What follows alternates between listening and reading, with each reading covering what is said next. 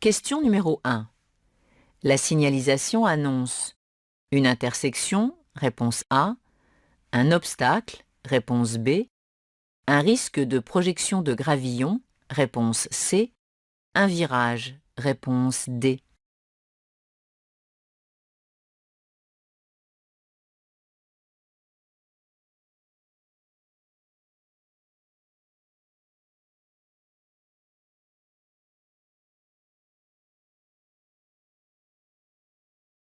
Ce panneau de danger annonce une intersection à environ 150 mètres. Il s'agit d'une priorité ponctuelle. Cet autre panneau de danger annonce un virage à gauche à 150 mètres environ. Enfin, ce panneau jaune annonce un danger temporaire. Le symbole précise que la chaussée risque d'être glissante. Bonne réponse A et D.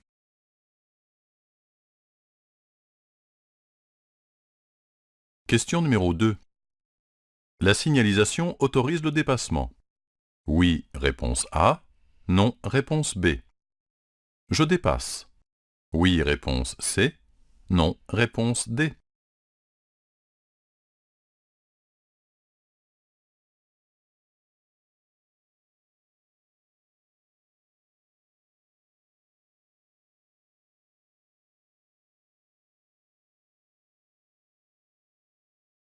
La ligne de rive continue à gauche et le terre-plein central indiquent que je circule sur une route à chaussée séparée.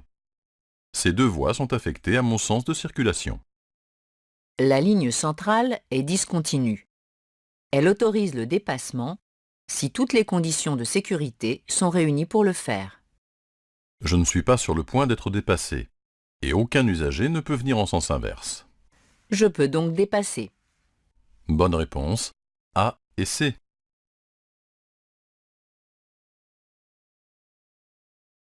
Question numéro 3.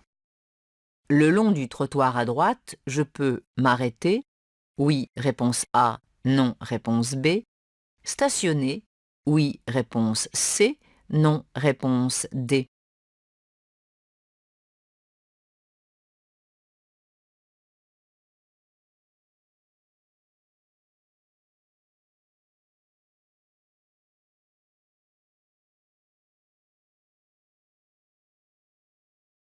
Une ligne jaune continue est dessinée le long du trottoir à droite. Elle indique que l'arrêt et le stationnement sont interdits. En effet, un arrêt ou un stationnement ici gênerait la circulation des autres usagers. Bonne réponse, B et D.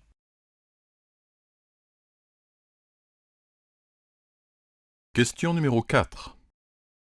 La signalisation indique une intersection, oui, réponse A, non, réponse B, une fin de piste cyclable, oui, réponse C, non, réponse D.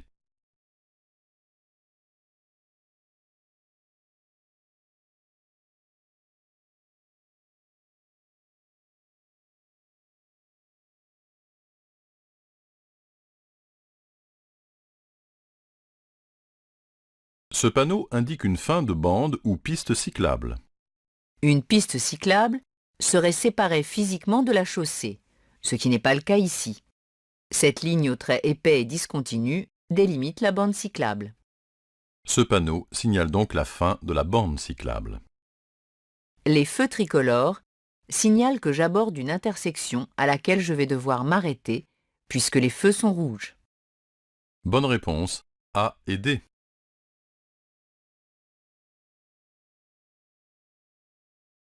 Question numéro 5. Je ralentis, réponse A. Je klaxonne, réponse B. Je peux faire un appel lumineux, réponse C.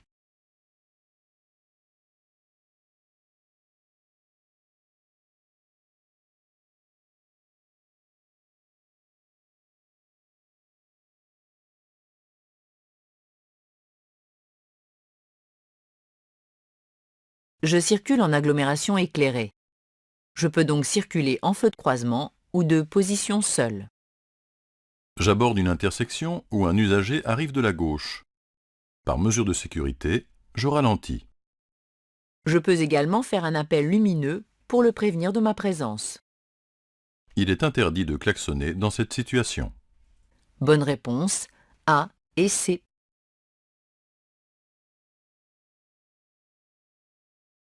Question numéro 6. Je cède le passage? Oui, réponse A. Non, réponse B. Je ralentis? Oui, réponse C. Non, réponse D.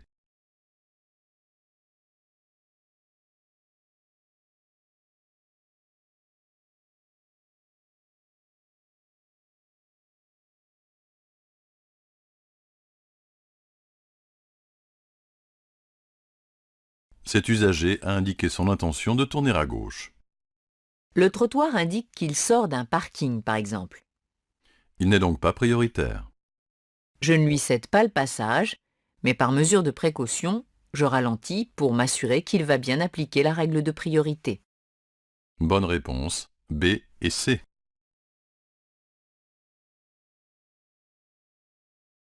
Question numéro 7. En cas d'incendie, je peux me réfugier à droite? Oui, réponse A. Non, réponse B. À gauche? Oui, réponse C. Non, réponse D.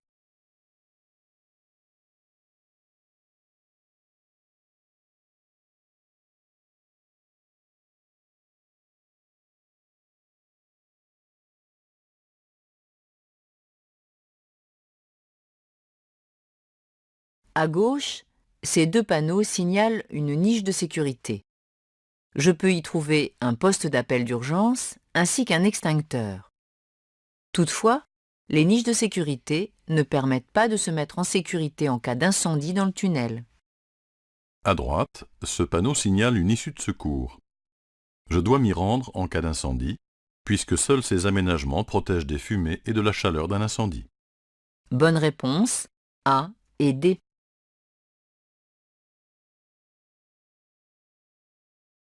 Question numéro 8. Je suis bien placé en marche normale? Oui, réponse A, non, réponse B. Pour dépasser la voiture rouge? Oui, réponse C. Non, réponse D.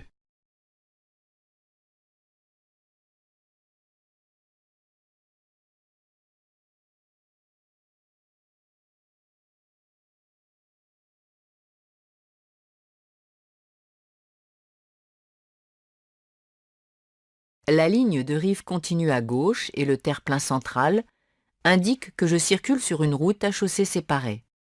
Ces 4 voies sont donc affectées à mon sens de circulation. En marche normale, je dois utiliser la voie la plus à droite de la direction que je souhaite suivre. Je ne suis donc pas bien placé.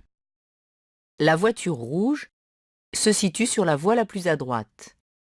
Pour dépasser cette voiture, je dois donc me placer dans la deuxième voie. Je ne suis pas bien placé pour dépasser. Bonne réponse B et D.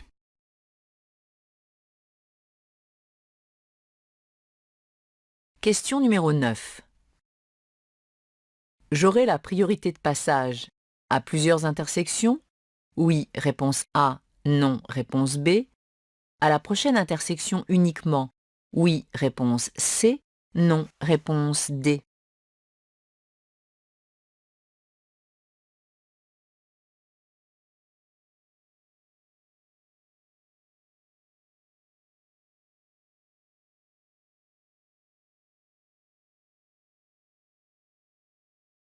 Ce panneau signale une route à caractère prioritaire.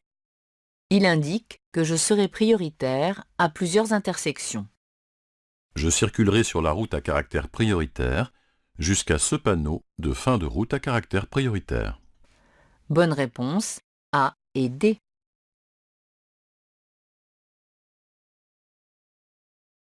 Question numéro 10. Des enfants risquent de traverser à n'importe quel endroit? Réponse A. Uniquement au prochain passage pour piétons? Réponse B. Uniquement pendant les sorties d'école? Réponse C.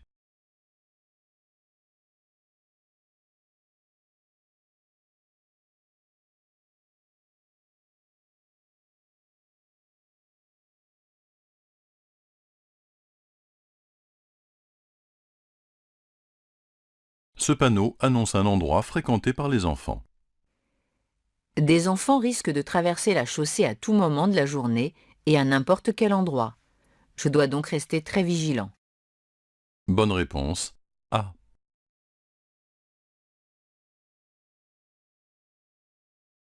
Question numéro 11. La nuit, les feux d'angle permettent d'améliorer la visibilité en ligne droite. Oui, réponse A. Non, réponse B. En virage. Oui, réponse C. Non, réponse D.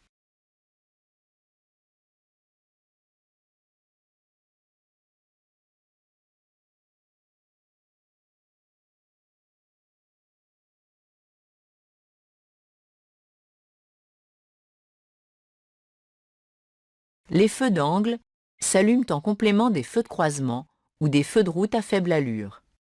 Ils permettent d'améliorer la visibilité en virage lorsqu'on tourne le volant ou qu'on actionne le clignotant. Bonne réponse B et C.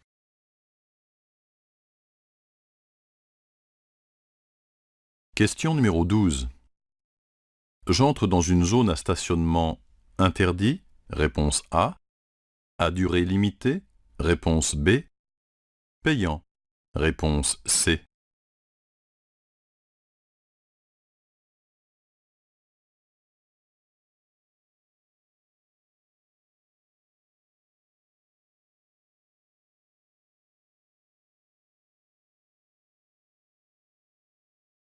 Ce panneau signale l'entrée d'une zone de stationnement payant.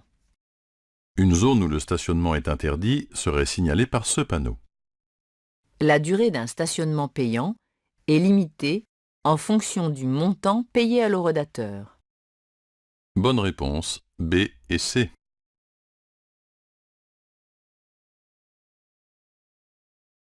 Question numéro 13. Le respect des limitations de vitesse permettrait de sauver chaque année environ 400 vies, réponse A, 700 vies, réponse B, 900 vies, réponse C.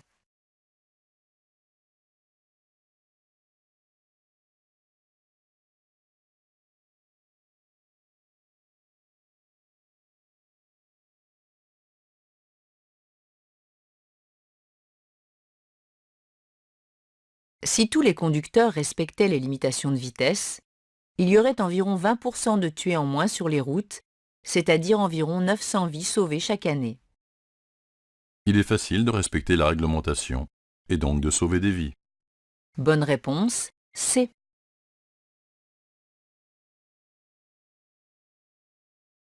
Question numéro 14. Pour aller à Guéret-Ouest, j'emprunterai la sortie située à 1000 mètres. Oui, réponse A. Non, réponse B. Numéro 49. Oui, réponse C. Non, réponse D.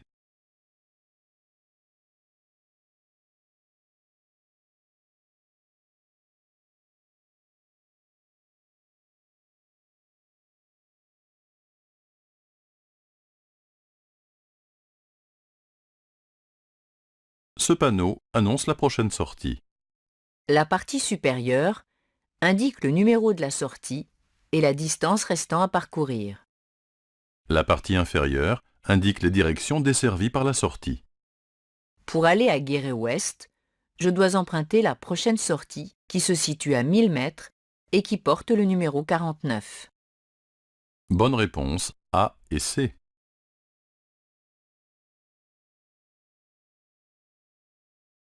Question numéro 15. La signalisation autorise le dépassement. Oui, réponse A. Non, réponse B. Je dépasse. Oui, réponse C. Non, réponse D.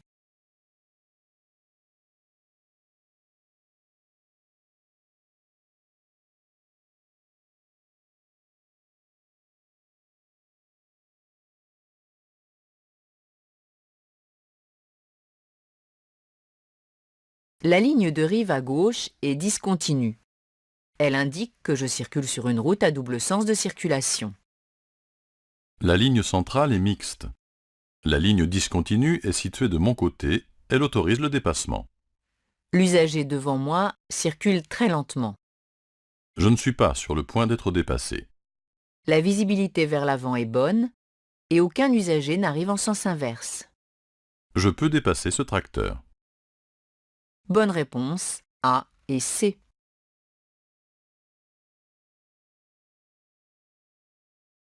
Question numéro 16.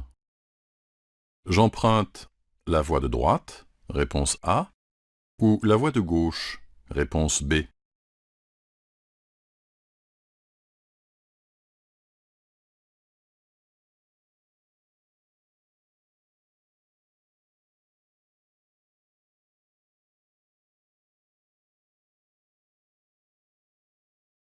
Ce marquage au sol, aux traits épais et rapprochés, signale le début d'une voie de bus.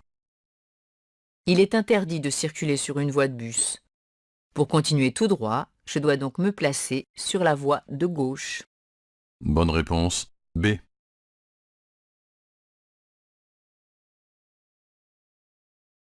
Question numéro 17. Mon permis porte cette mention et je porte des lentilles. Il est fortement conseillé d'avoir une paire de lunettes à disposition dans la voiture. Oui, réponse A. Non, réponse B.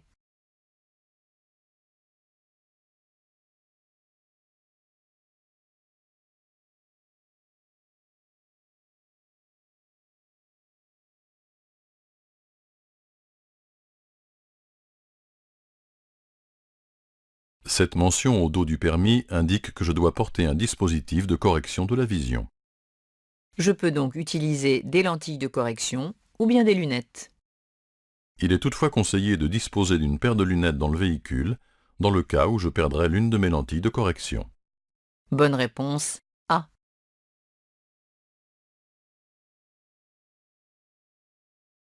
Question numéro 18. Dans cette agglomération, je peux circuler en feu de position seul, réponse A, en feu de croisement, réponse B, en feu de route, réponse C.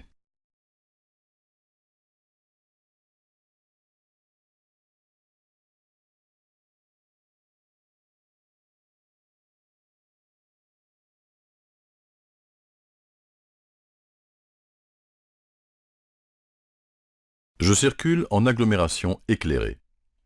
L'éclairage public permet de voir à une distance suffisante. Je peux donc circuler en feu de croisement ou en feu de position seul.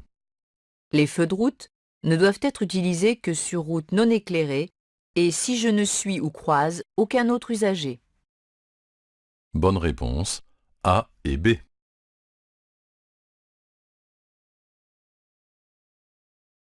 Question numéro 19.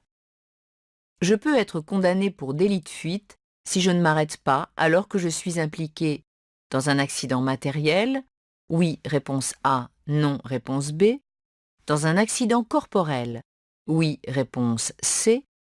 Non, réponse D.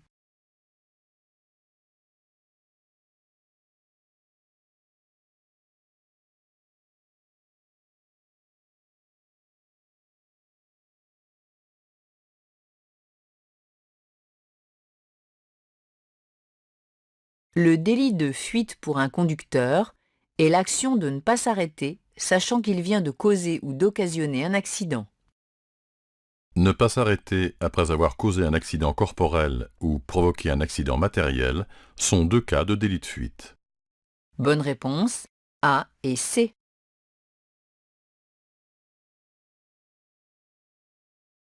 Question numéro 20. La signalisation autorise le dépassement des voitures immédiatement, oui, réponse A, non, réponse B, sur 1500 mètres, oui, réponse C, non, réponse D.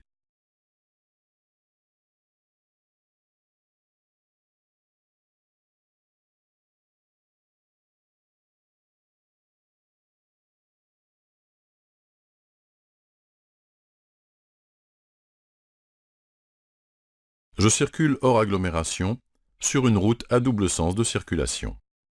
La ligne centrale est continue. Il est interdit de franchir ou même de chevaucher cette ligne. Ce panneau interdit de dépasser tous les véhicules à moteur autres que les deux roues sans sidecar. Le panonceau qui le complète comporte des flèches. Il s'agit d'un panonceau détendu. L'interdiction de dépasser s'étend sur 1500 mètres. Bonne réponse, B et D.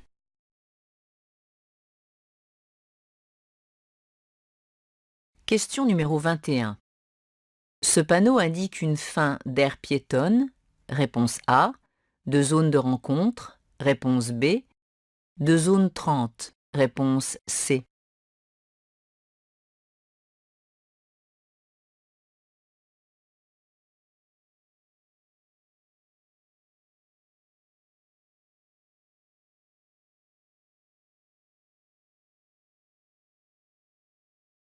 Ce panneau signale la fin d'une zone de rencontre.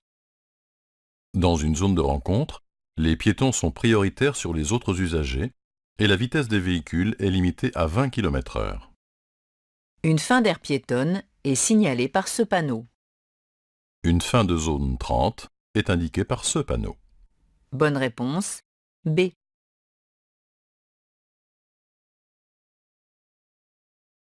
Question numéro 22. Pour tourner à gauche, je céderai le passage à gauche. Oui, réponse A. Non, réponse B. À droite. Oui, réponse C. Non, réponse D.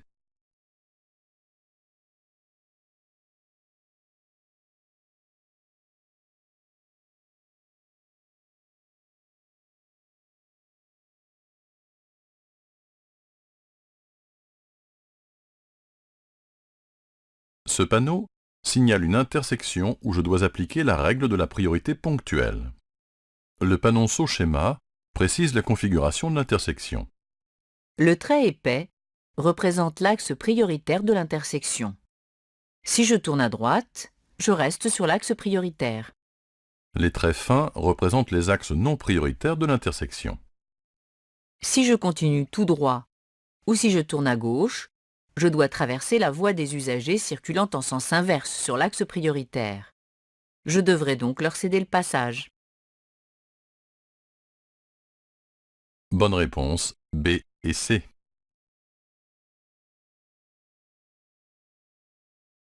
Question numéro 23. Je circule à 110 km/h. Je m'insère immédiatement? Oui, réponse A. Non, réponse B.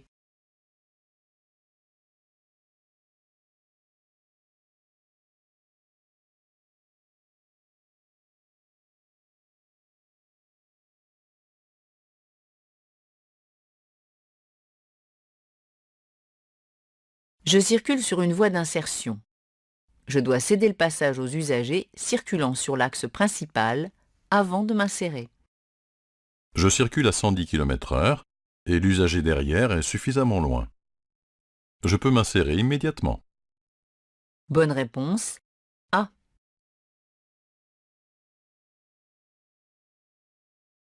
Question numéro 24. La consommation de carburant augmente avec des pneus sous-gonflés, réponse A, des barres de toit, réponse B, une conduite brusque, réponse C, une conduite souple, réponse D.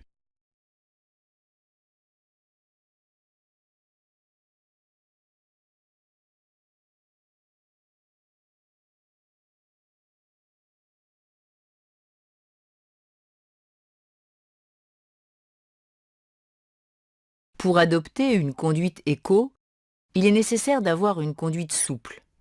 En effet, une conduite brusque en ville peut augmenter la consommation de carburant jusqu'à 40%. Le véhicule doit également être adapté à une conduite éco. Pour cela, il faut vérifier la pression des pneus régulièrement. Ils ne doivent pas être sous-gonflés. Il faut enlever les barres de toit lorsqu'elles ne sont plus utilisées.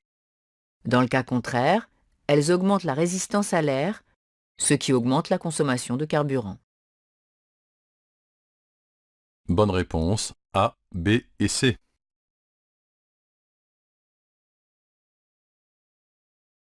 Question numéro 25. Il pleut fortement. Je peux circuler en feu de route, réponse A, en feu de croisement, réponse B, en feu de brouillard arrière, réponse C.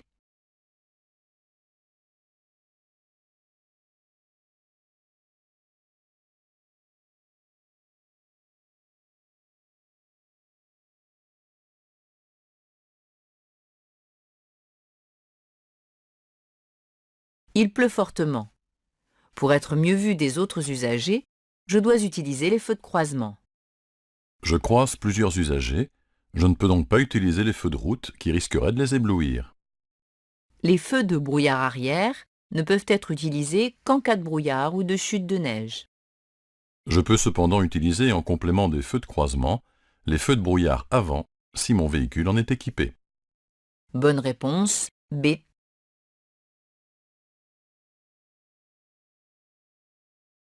Question numéro 26. Je dois m'arrêter au niveau du panneau, oui réponse A, non réponse B, de la ligne d'effet, oui réponse C, non réponse D.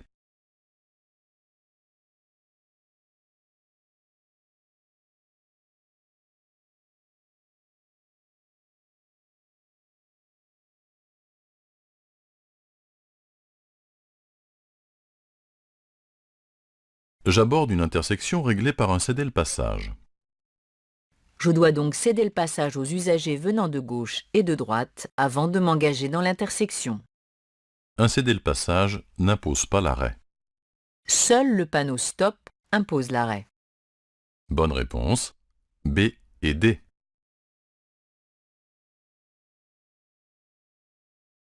Question numéro 27. La chaussée peut se rétrécir du côté droit seulement, réponse A, du côté gauche seulement, réponse B. Des deux côtés, oui, réponse C, non, réponse D.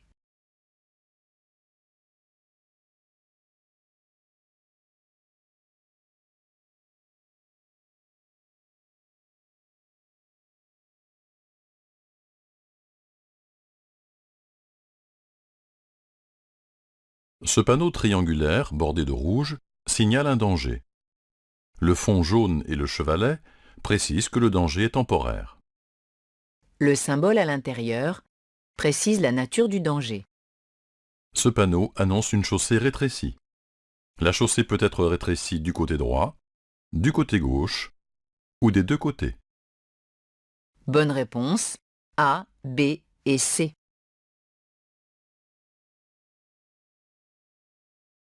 Question numéro 28. Je peux m'arrêter devant le panneau, oui réponse A, non réponse B, sur l'accotement après le panneau, oui réponse C, non réponse D.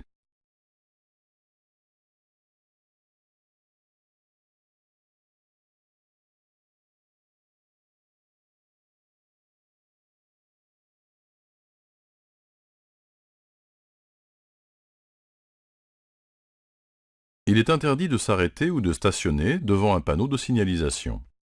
En effet, le panneau ne serait plus visible des autres conducteurs. La ligne de rive est discontinue. Je peux donc la franchir. L'accotement est suffisamment large pour m'y arrêter en toute sécurité. Je peux m'arrêter après le panneau sur l'accotement. Bonne réponse, B et C.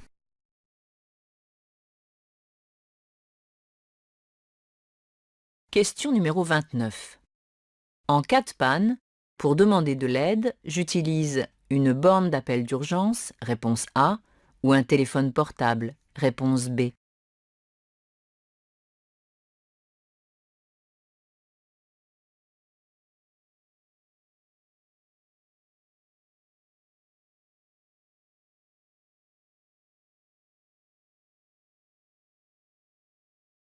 En panne dans ce tunnel, je me suis placé sur un emplacement d'arrêt d'urgence afin de m'arrêter en sécurité sans gêner la circulation.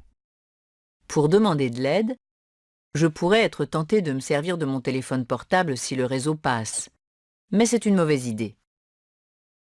L'appel des numéros d'urgence comme le 112 introduit un intermédiaire dans la chaîne d'information et ainsi des délais plus longs.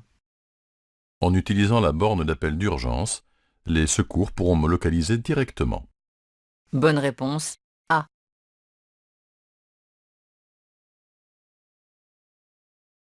Question numéro 30. Pour accéder à la conduite supervisée, je dois avoir au moins 20 heures de conduite pratique, réponse A, au moins 18 ans, réponse B, au moins 16 ans, réponse C.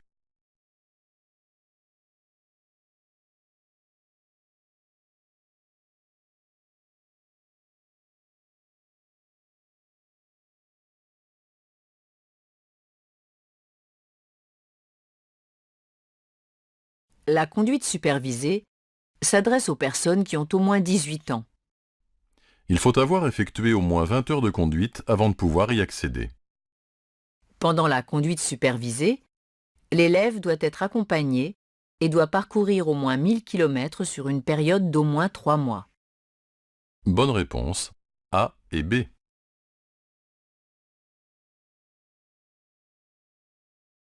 Question numéro 31. Je ralentis, réponse A.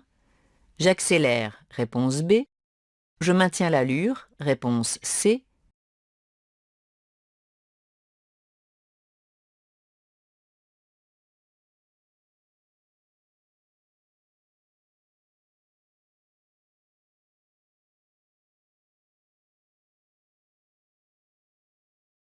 La ligne de rive continue à gauche et le terre-plein central indiquent que je circule sur une route à chaussée séparée. Aucun véhicule ne peut arriver en sens inverse sur la voie de gauche.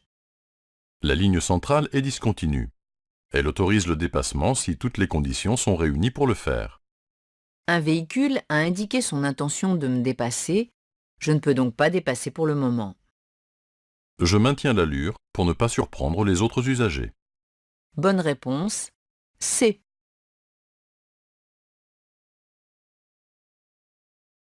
Question numéro 32. Je cède le passage aux usagers en face. Oui, réponse A. Non, réponse B. Au véhicule gris. Oui, réponse C. Non, réponse D.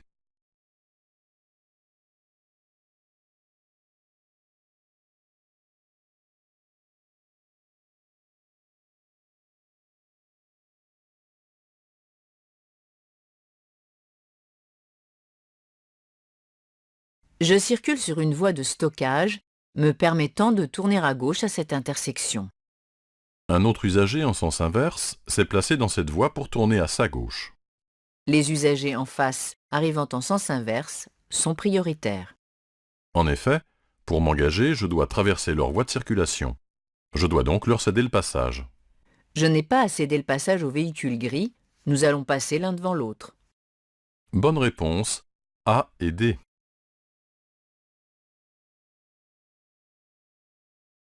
Question numéro 33.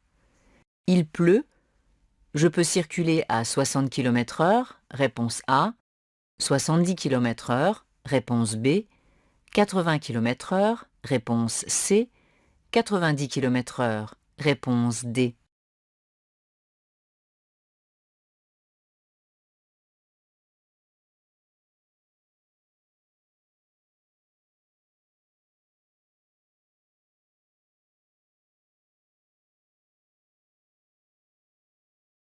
En cas de pluie, les vitesses maximales autorisées sont abaissées.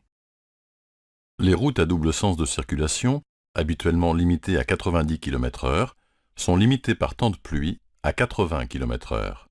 Sur autoroute, la limitation à 130 km/h est réduite à 110 km/h maximum.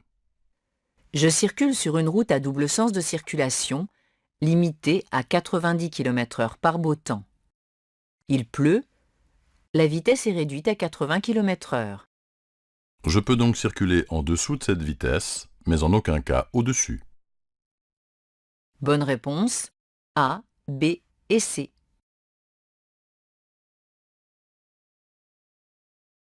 Question numéro 34. La route est étroite. Je klaxonne. Oui, réponse A. Non, réponse B. Je fais un bref appel lumineux. Oui, réponse C. Non, réponse D.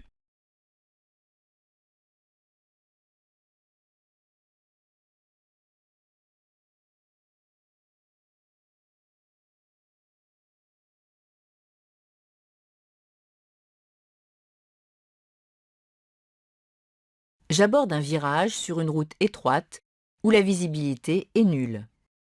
Pour signaler ma présence, je peux émettre un léger coup de klaxon. Il fait jour. Un signal lumineux est inutile, car il ne serait pas vu des éventuels usagers arrivant en sens inverse. Bonne réponse A et D.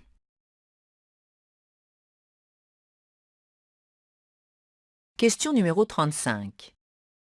Je klaxonne, réponse A. Je fais un appel lumineux, réponse B. Je ralentis, réponse C. Je serre à droite, réponse D.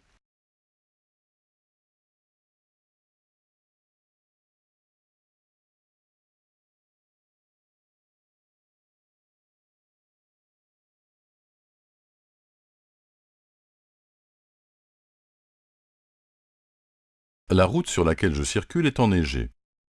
Un agent est présent au milieu de la chaussée pour répandre du sel sur la route. Je ne klaxonne pas et je ne fais pas un appel lumineux puisque cette personne ne présente pas un danger immédiat et est en plein travail. Je ralentis et serre à droite afin de ne pas le gêner. Bonne réponse, C et D.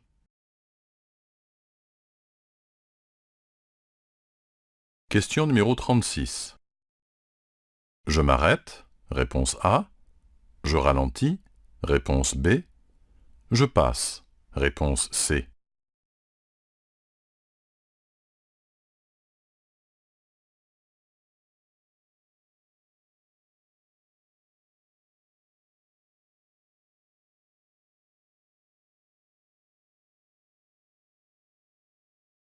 Un troupeau de chèvres occupe une partie de la chaussée. Cette situation est relativement fréquente dans les régions montagneuses. Pour continuer ma route, je dois ralentir et passer prudemment car les animaux ont des réactions parfois difficilement prévisibles. Bonne réponse, B et C.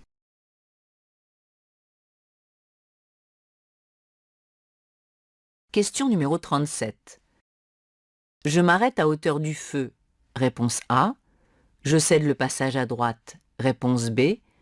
Je passe. Réponse C. Je ralentis. Réponse D.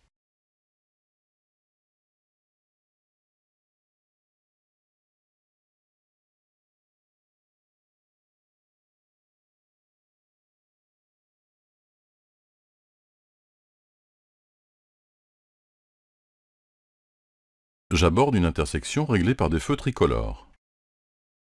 Les feux sont jaune clignotant au milieu.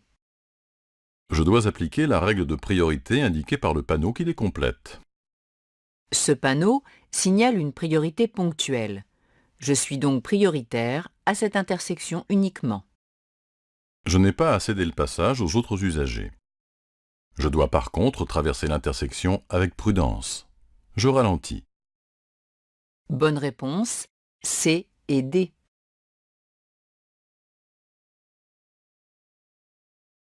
Question numéro 38. L'utilisation du régulateur de vitesse convient à une conduite sur autoroute? Oui, réponse A, non, réponse B. En ville? Oui, réponse C, non, réponse D.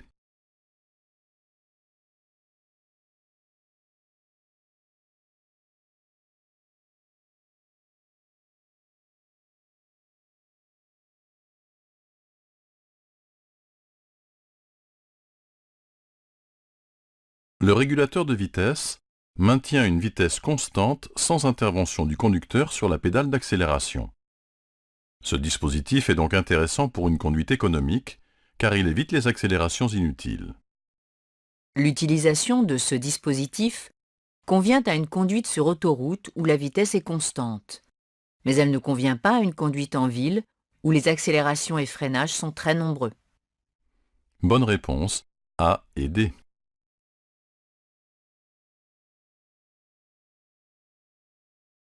Question numéro 39. La vitesse est limitée à 70 km/h avant les panneaux, réponse A, après les panneaux, réponse B. La vitesse est limitée à 50 km/h avant les panneaux, réponse C, après les panneaux, réponse D.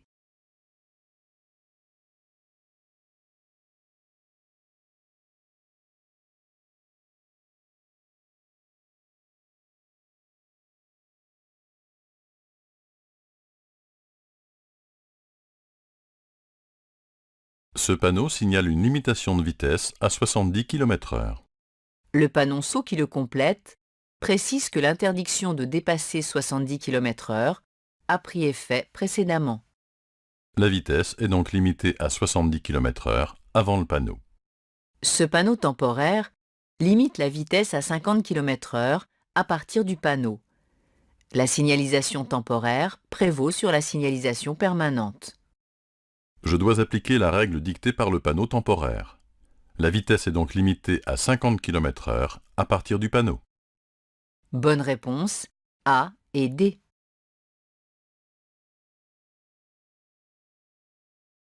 Question numéro 40. Sur autoroute, à 120 km/h, des barres de toit vides augmentent la consommation de carburant d'environ 0,1%, réponse A, 1%, réponse B, 10%, réponse C.